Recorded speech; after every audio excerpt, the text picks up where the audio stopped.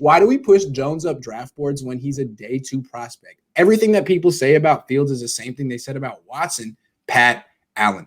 Jones also had an offense that is going to have 5 players drafted in the top 50, 2 in the top 15. There's a lot to unpack there.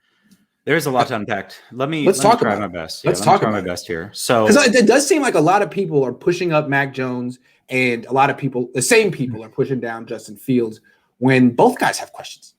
Yeah, it's funny because the media right now is on this. We love Mac Jones train.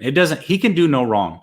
You can watch his pro day and watch him overthrow 3 balls in a row, and on the 3rd ball they're going to say, and they did in fact say this. Well, that's the first time we've seen that today. Like, I don't know what it is with this guy, but they want to push him up the board. It doesn't make any sense to me. He is a day 2 prospect.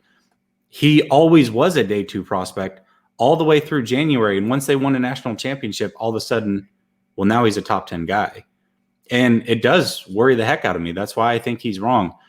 To your point with Fields, I agree they're pushing him down. But again, the guys that you just mentioned are guys that all had a lot of experience. You're the second person to compare him today that I've seen to Patrick Mahomes. Mm-hmm. Just so you know, Patrick Mahomes, his last year, he averaged over 400 yards passing per game. He was a passing savant. It was stupid. Justin Fields averages around 260 yards per game. Yes, he's extremely athletic, and I love that part of his game. I would be okay taking him, especially over Mac Jones. But with that said, he's not near the level of passer of the guys that you just mentioned. He's just not. Right. Also, Deshaun Watson, 1,200 throws in college. This guy, he started for he started for 2 years, but he threw a lot. I mean, he threw more in his final season than Trey Lance would throw in 5 years at North Dakota State. Yeah. You know what I mean? Yep.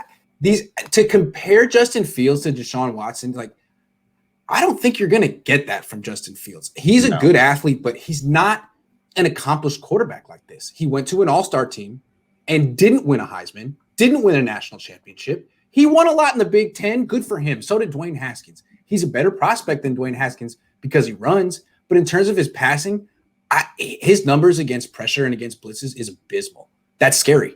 It's really scary. I'm gonna actually question that for a second because a lot of people are mad when you say this. They're like, well, he's clearly better than Haskins. Well, yeah, hindsight's 20/20. We know what Haskins is. Right. But when Haskins was coming out, he was averaging like 350 yards passing per game. He was actually 50 touchdown passes his season. And how many interceptions? Not many. There was a big contingent of people that were like, hey, Dwayne Haskins is the truth. And if you say anything, that says something about you and your prejudices. It was right. Like, well, no, yeah, exactly. There's a long track. There's never once been an Ohio State quarterback who works out. Every single one throws 40, 50 touchdown passes a season. So what's going on? Well, every single one of them, but Fields, if you look at his passing numbers compared to Haskins, they're anemic. They're not near on that level. 22 touchdowns and 6 interceptions at Ohio State. I'm telling you, it's not. Now, again, he has that extra element, which is why I think he can succeed on the next level as long as he gets in the right place.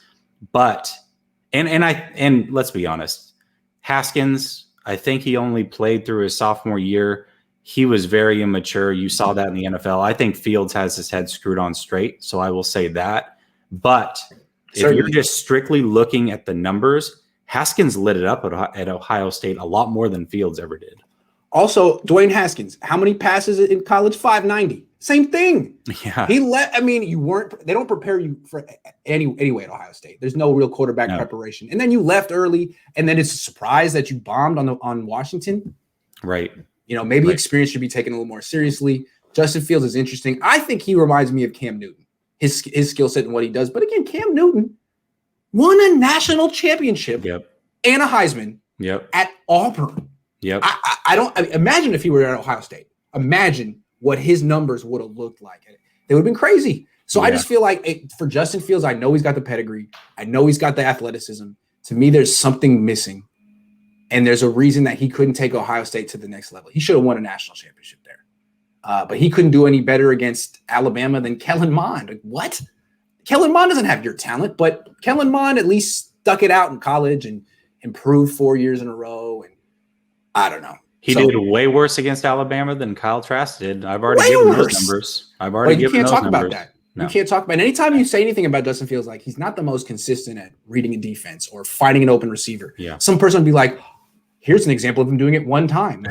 I didn't say he couldn't do it. I'm saying he's doing it at a subpar level for a guy who's going to be a number 2, 3 pick. That's, you know what I'm saying? Yeah. He did it once. So that's an invalid. Okay. Justin Fields is both a dual threat quarterback and a pocket passer. He will be a good choice.